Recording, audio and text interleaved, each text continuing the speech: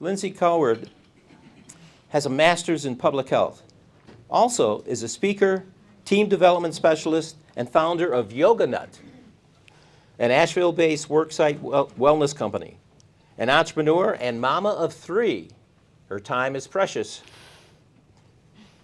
Lindsay's unique expertise and experience working in the corporate sector translates to improved retention and presenteeism in the workplace, both locally and nationally.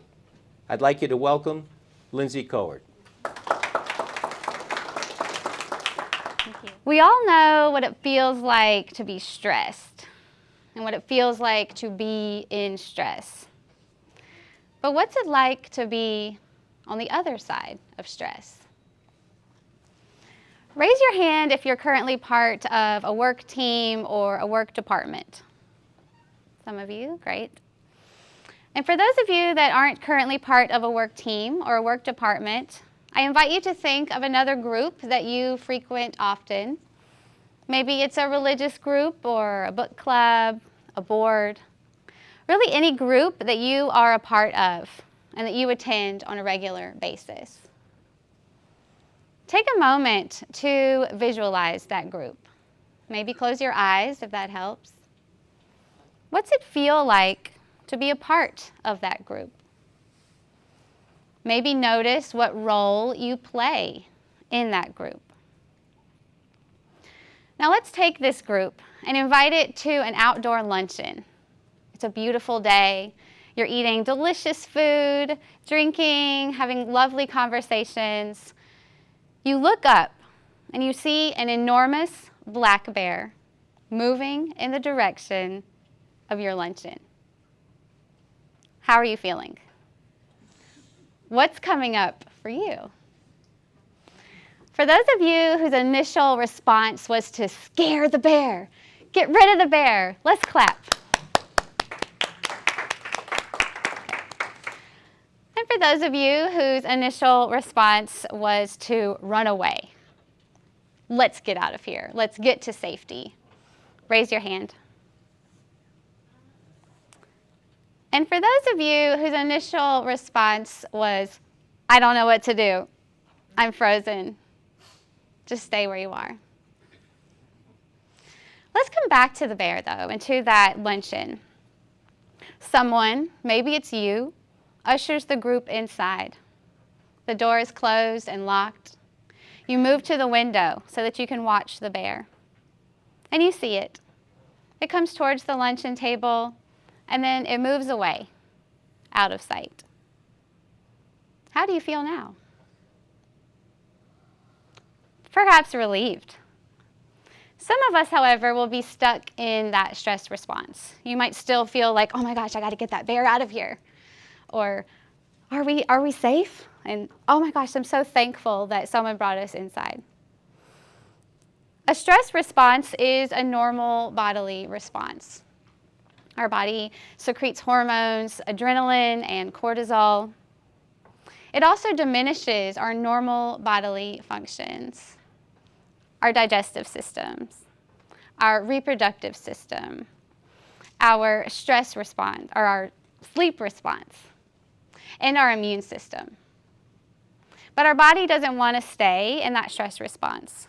It wants to move beyond the stressor and come back to homeostasis. 83% of working adults in America deal with work-related stress. 60 to 80% of injuries on the job are related to work stress.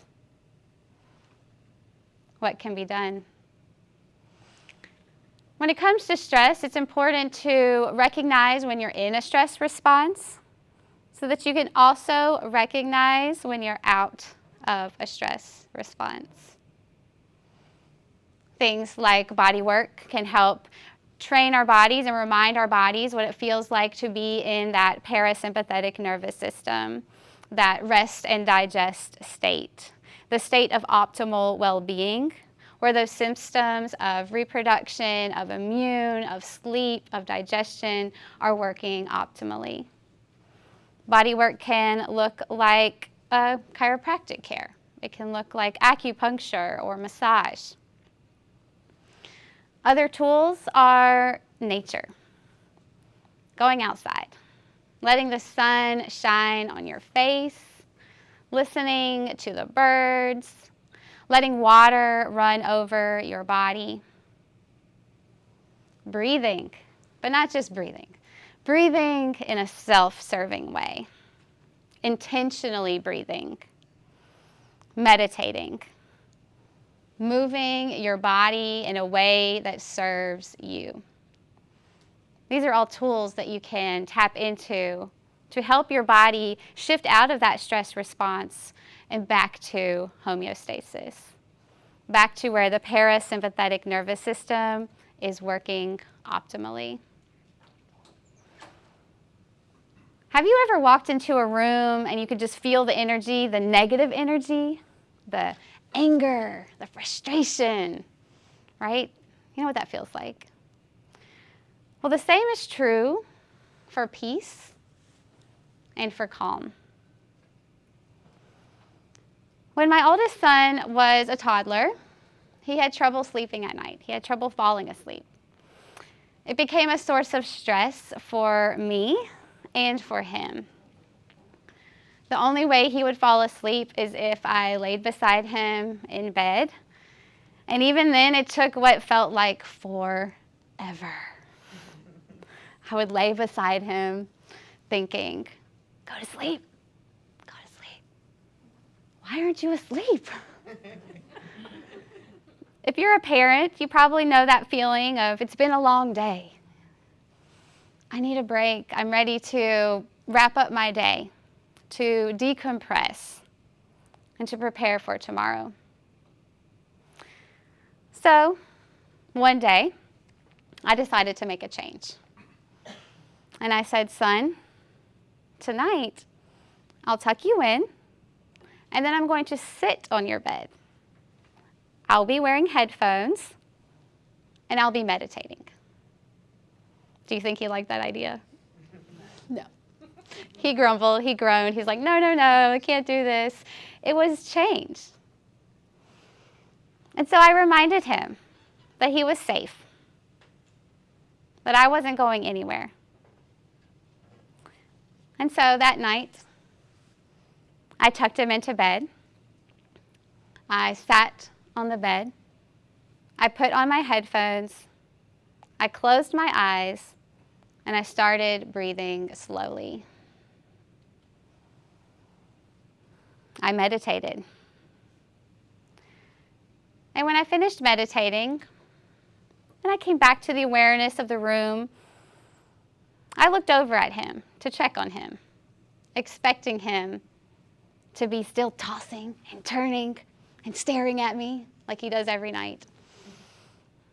He was asleep. As leaders, as team members, as colleagues, it's so important to notice when you're in a stress response and to notice when those around you are in a stress response.